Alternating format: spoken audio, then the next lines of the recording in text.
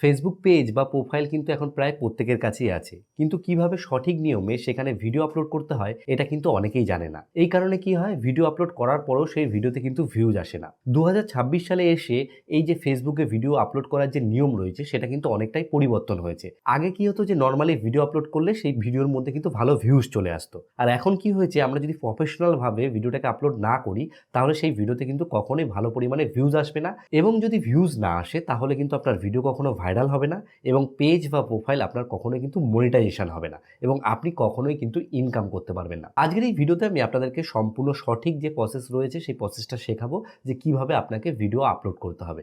তো চলুন বেশি দেরি করবো না, আজকের ভিডিওটি শুরু করি।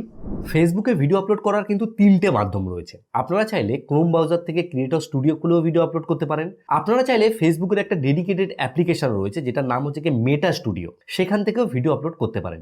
কিন্তু আমি এই দুটো থেকে ভিডিও আপলোড করে দেখেছি যেখানে একটা প্রফেশনাল ব্যাপার নেই, কারণ সেখানের যে গ্লিচটা রয়েছে সেটা অনেকটাই পরিমাণে বেশি রয়েছে। এর জন্য আমি আপনাদেরকে অনুরোধ করবো 2026 সালে এসে আপনারা অবশ্যই ফেসবুকের যে অ্যাপ্লিকেশন রয়েছে অ্যাপ্লিকেশন থেকে ভিডিও আপলোড করবেন। আমি এখানে ফেসবুকে যে অ্যাপ্লিকেশন রয়েছে অ্যাপ্লিকেশনটা ওপেন করেছি। ওপেন করার পরে সবার প্রথমে আপনাকে যে জিনিসটা করতে হবে সেটা হচ্ছে কি, এখানে ক্লিক করবেন। ক্লিক করে আপনার যদি পেজ হয় তাহলে এখান থেকে আপনার পেজটাকে আগে সিলেকশন করে নেবেন। এখান থেকে আপনার পেজ যে রয়েছে পেজটাকে সিলেকশন করে নেবেন, আর আপনার যদি প্রোফাইল হয়ে থাকে তাহলে প্রোফাইলটাও কিন্তু আপনাকে এখানে ক্লিক করে এখান থেকে এই যে চেঞ্জ করে নিতে পারেন। যে দেখুন এখানে লিস্ট নেমে গেল, এতগুলো আমার কাছে পেজ রয়েছে। তো আপনি প্রোফাইল থেকে করুন বা পেজ থেকে করুন, এখান থেকে কিন্তু পরিবর্তন করতে পারবেন। ঠিক আছে, এই জিনিসটা করার পরে আপনাকে দ্বিতীয় যে জিনিসটা করতে হবে সেটা হচ্ছে যে উপর দিকে যে প্লাস আইকনটা আছে এই প্লাস আইকনের উপর ক্লিক করবেন। প্লাস আইকনে ক্লিক করার পরে আপনাদের কাছে কয়েকটা 4টে মতো অপশন আসবে। একটা হচ্ছে পোস্ট, স্টোরি, রিল আর লাইভ। দেখুন এখানে আমরা যদি লং ভিডিও আপলোড করি তাহলে আমাদের পোস্টের উপর ক্লিক করতে হবে, এবং আমরা যদি স্টোরি দিই তাহলে স্টোরির উপর ক্লিক করতে হবে, আর আমরা যদি রিলস ভিডিও আপলোড করি তাহলে রিলসের উপর ক্লিক করতে হবে। এবার আমি এখানে পোস্টের উপর ক্লিক করবো। ঠিক আছে, ক্লিক করার পরে এখানে আমাদেরকে কোন জিনিসটা করতে হবে, দেখুন এখান থেকে আমাদেরকে করতে হবে এই যে ফটো অ্যান্ড ভিডিও যে লেখাটা রয়েছে এর উপর একবার ক্লিক করতে হবে। ক্লিক করার সঙ্গে সঙ্গে আপনাদের হয়তো পারমিশন চাইতে পারে, সেগুলো অ্যালাউ করে দেবেন। তাহলে আপনার যে গ্যালারি রয়েছে, যেই সব ভিডিও বা ফটো আপনার ফোনে রয়েছে সেগুলো কিন্তু শো করবে। এখান থেকে আমি এক কাজ করব, একটা ভিডিওকে সিলেক্ট করে নিলাম। এটা হচ্ছে আমার একটা ভিডিও। ঠিক আছে, এবার সিলেক্ট করার পরে এই দেখুন উপর দিকে কি লেখা আছে, say something about this video. আমরা এখানে কিন্তু টাইটেল লিখতে পারি। ঠিক আছে, আমি এখন টাইটেল লিখছি না, আমি ডাইরেক্ট এখান থেকে নেক্সট বাটনের উপর একবার ক্লিক করবো। ঠিক আছে, নেক্সট বাটনে ক্লিক করার পরে এখানে যেটা এসেছে এটাকে আমি নোট ডাউন করে দেবো। এবার এখানে এসে আমাদের বাকি যে জিনিসগুলো সেগুলোকে সাজিয়ে নিতে হবে। এই যে প্রথমে যে লেখা আছে অ্যাড টাইটেল, আমি যে ভিডিওটা আপলোড করছি এই বিষয় মানে ভিডিওর যে বিষয়টা রয়েছে সেটা কোন বিষয় সেটা আমাদেরকে টাইটেলের মাধ্যমে জানাতে হবে। আমি এখানে ধরুন লিখে দিলাম যে কিভাবে ফেসবুক ভিডিও আপলোড করবে। এই যে টাইটেলটা আমি লিখলাম এটাকে আপনারা কিন্তু বাংলাতেও লিখতে পারেন। যারা বাংলাতে ভিডিও করছেন তারা বাংলাতেই লিখে নেবেন। আমি এখানে আপনাদের তাড়াতাড়িতে দেখাচ্ছি তো তাই সঠিকভাবে দেখাতে পারলাম না।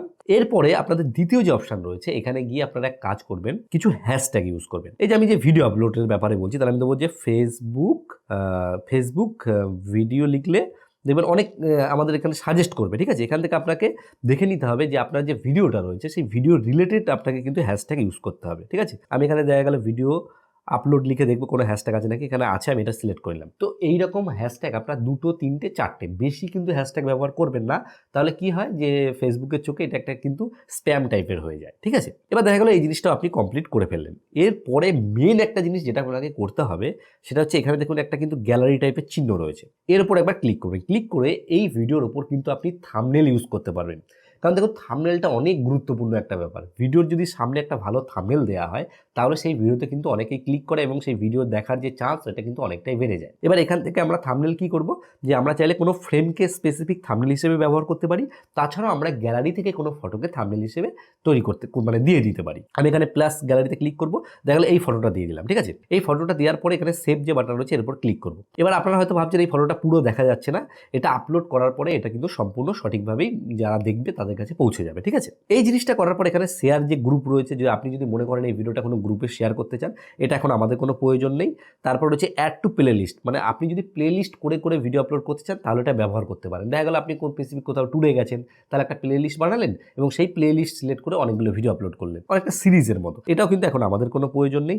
এরপরে শেয়ার টু ইয়োর স্টোরি, মানে আপনি যে ভিডিওটা আপলোড করছেন সেটা আপনার যে প্রোফাইলে স্টোরি রয়েছে, স্টোরি নিশ্চয়ই আপনারা জানেন, সেই স্টোরিতে শো করবে। এটা আপনারা চাইলে কিন্তু অন রাখতে পারেন, কারণ এখান থেকে অনেক ভিউজ আসে। আমি এটাকে অনই রাখছি আপনাদের জন্য। এবার এটা আমি অলওয়েজ করে রাখলাম। এরপরে যে অপশনটা রয়েছে অ্যাড পোল বলে, অ্যাড করলে কি হয়, দেখা গেল আপনি ভিডিওতে যেই বিষয়ে কথা বলছেন, যেমন এই যে আমি ভিডিওটা করছি, আমি আপনাদেরকে বললাম যে আপনারা কি এই জিনিসটা করতে চান, তাহলে আপনারা হ্যাঁ বলুন বা না বলুন। এই অবস্থাতে একটা পোল দেখাবে, তো আপনি সেখানে হ্যাঁতেও সিলেক্ট করতে পারেন, নাতেও সিলেক্ট করতে পারেন। তো এরকম টাইপের ফিচার এখানে অ্যাড করা যায়, ঠিক আছে। পরবর্তী যেটা রয়েছে সেটা হচ্ছে এবি টেস্ট। এই এবি টেস্ট ফিচারটা কিন্তু খুবই ইন্টারেস্টিং। এটার উপর ক্লিক করে থাম্বনেলের মতোই, মানে এখান থেকে যে কভার টেস্ট যেটা রয়েছে এর উপর আমি যদি ক্লিক করি, আমি একটা দুটো মতো থাম্বনেল দিতে পারবো এবং সেই রেজাল্টটা, যেমন অরিজিনাল কভার এটা রয়েছে, প্লাস ক্লিক করে এরকম করে আমরা অনেকগুলো কভার এখানে কিন্তু অ্যাড করতে পারবো। এবিসি যেটা দেখাচ্ছে, আমি এখান থেকে এক কাজ করবো, এটাকে কিপ এডিটিং করে দিই, এখান থেকে ব্যাক করে ডিসকার্ড করে দিই, এটা আমাদের দরকার নেই। এরপরে রয়েছে দেখুন এখানে লেখা আছে অ্যাড এআই লেভেল, মানে আপনি যদি ভিডিওর মধ্যে কোনো এআই এর কোনো কিছু ব্যবহার করে থাকেন তাহলে অবশ্যই এটাকে অন করে দেবেন,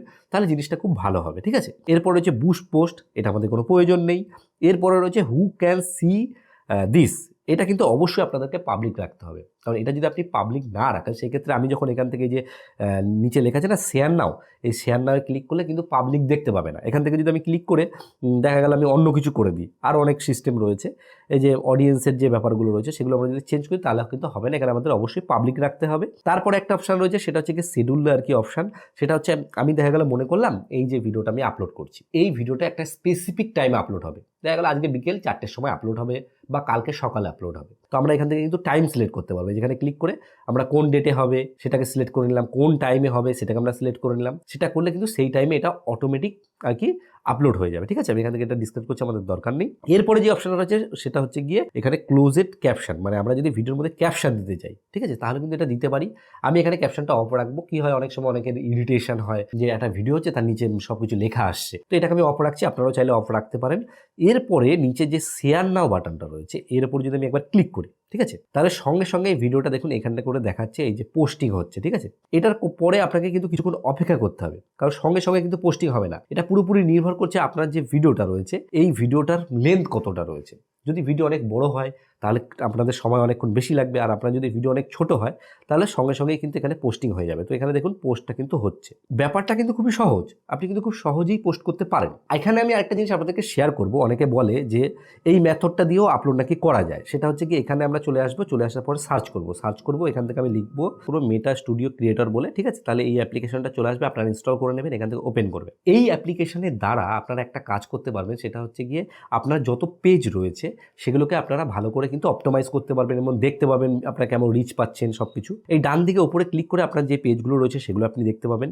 যে পেজ থেকে আপনি আপলোড করতে চান সেই পেজটাকে আপনারা সিলেক্ট করে নেবেন, করে এখানে যে ক্রিয়েট পোস্টে ক্লিক করে এখান থেকেও আপনারা সেম প্রসেসেই কিন্তু সমস্ত কিছু করতে পারবেন। কিন্তু এখানটা আমি প্রথমে আপনাদেরকে এই কারণে দেখাইনি, এখানে অনেক কিছু আমার কাছে ঠিকঠাক ভালো লাগেনি, অতটা প্রফেশনাল লাগেনি।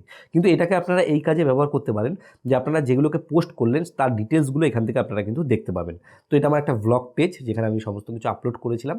তো এইটাকে আমরা এইভাবে করতে পারি। আরেকটা প্রসেস আছে যেটার মাধ্যমে আপলোড করা যায়, সেটা হচ্ছে ক্রোম ব্রাউজারে চলে আসবেন। ক্রোম ব্রাউজারে চলে আসার পর এখান থেকে আপনারা সার্চ করবেন ক্রিয়েটর স্টুডিও লিখে, ঠিক আছে। ক্রিয়েটর স্টুডিও লিখে সার্চ করলে যে প্রথমে যে লিঙ্কটা আসবে তার উপরে এইভাবে ক্লিক করে ধরবেন, করে ওপেন নিউ ট্যাবে ক্লিক করবেন, ঠিক আছে। নাহলে কিন্তু ডাইরেক্ট আপনাকে অ্যাপের মধ্যে ঢুকিয়ে দেবে, ঠিক আছে। এটা করার পর এখান থেকে আমরা এই নিউ ট্যাবে গিয়ে এটা আবার খুলে নেব। এইবার দেখুন এখানে আসার পরে এখানেও কিন্তু অপশান রয়েছে ক্রিয়েট পোস্ট বলে, এই ক্রিয়েট পোস্টের উপর ক্লিক করব।